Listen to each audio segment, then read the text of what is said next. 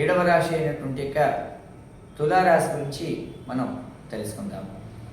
ఈ యొక్క తులారాశి వారికి సంవత్సర ప్రారంభం నుండి జూన్ 1 వరకు గురు 9వ స్థానంలో ఉండడం వల్ల స్థిరాస్తులకు సంబంధించినటువంటి యొక్క సమస్యలు, దీర్ఘకాలికంగా ఉన్నటువంటి యొక్క సమస్యలు పరిష్కరింపబడతాయి.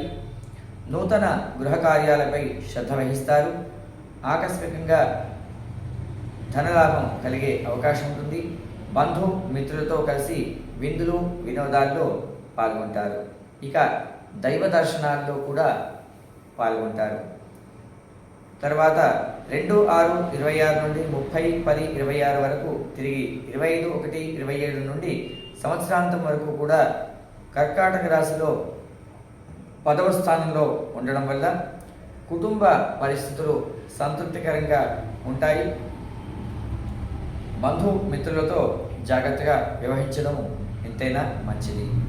ఇక 31/10/26 నుండి 24/1/27 వరకు సింహరాశిలో 11వ స్థానంలో లాభస్థానంలో ఉండడం వల్ల ఈ సమయం అనేటటువంటిది మీకు సానుకూలమైనటువంటి యొక్క సమయము. 6వ స్థానంలో శత్రుస్థానంలో శని ఉన్నాడు కాబట్టి ఎవరితో కూడా దురుసుగా మాట్లాడకుండా ఉండడము అనేటటువంటిది వీరికి చెప్పుకోదగ్గ సూచన. ఈ సంవత్సరము వీరు